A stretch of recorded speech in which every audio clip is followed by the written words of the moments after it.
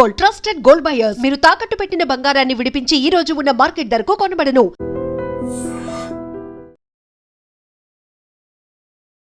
నమస్తే, welcome to I dream talking point with Kavitha.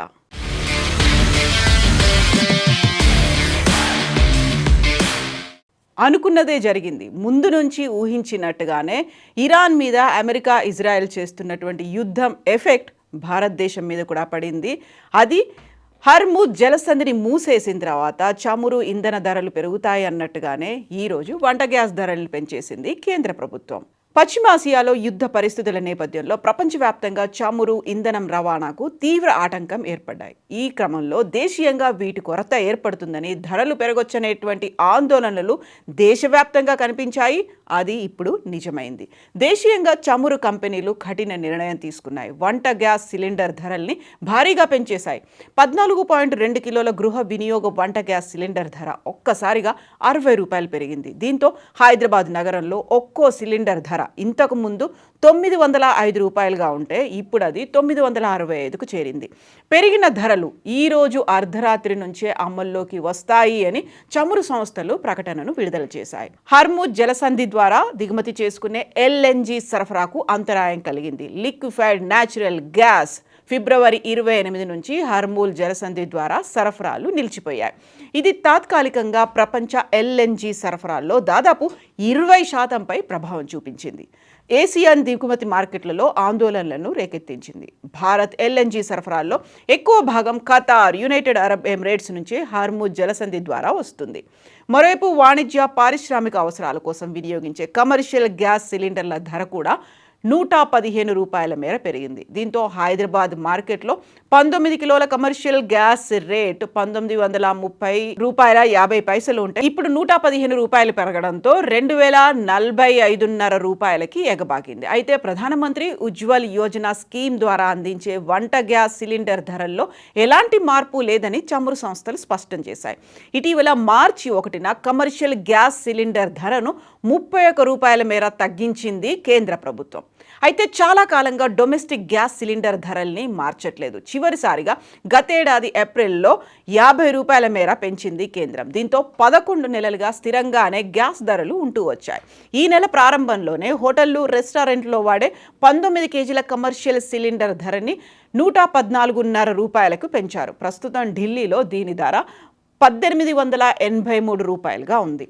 Commercial gas cylinder ధరల్ని క్రమంగా మారుస్తూ వస్తుంటే ఇప్పుడు మాత్రం గృహ వినియోగ గ్యాస్ ధరల్ని కూడా ఒక్కసారిగా భారీగా పెంచడం సామాన్యులకు షాక్ ఇచ్చిందని చెప్పొచ్చు.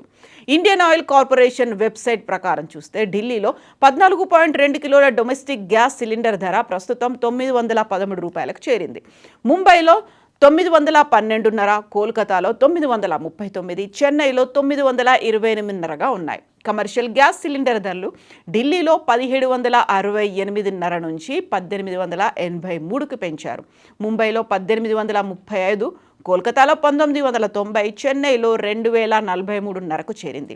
లోకల్ సేల్స్ ట్యాక్స్ లేదా వ్యాట్స్ కారణంగా రాష్ట్రాల వారీగా ధరల్లో మార్పు ఉంటుంది. ప్రధాన మెట్రో నగరాల్లో చూస్తే హైదరాబాద్లోనే గ్యాస్ సిలిండర్ ధరలు ఎక్కువగా ఉన్నాయి అనేటువంటి వార్త ఇప్పుడు అందుతోంది. ధరల్ని పెంచేందుకు ముందు రోజే అంటే శుక్రవారం మార్చి 6వ తారీఖే కేంద్రం చమురు రిఫైనరీలకు కీలక ఆదేశాలు జారీ చేసింది. పారిశ్రామిక అవసరాలకు కాకుండా దేశీయ గృహ వినియోగదారులకే గ్యాస్ సరఫరాలో విషయంలో తొలి ప్రాధాన్యత ఇవ్వాలని స్పష్టం చేసింది కేంద్రం. LPG ఉత్పత్తిని కూడా పెంచాలని ఆదేశించింది. ఇక కేంద్ర ప్రభుత్వం జారీ చేసినటువంటి 3 కీలకమైనటువంటి ఆదేశాలను చూస్తే 3 కంపెనీ రూల్. రిఫైనరీలు ఉత్పత్తి చేసే LPGని కేవలం 3 ప్రభుత్వ చమురు సంస్థలు, Indian oil corporation, Bharat petroleum corporation limited, HPCL మాత్రమే విక్రయించాలని సూచించింది.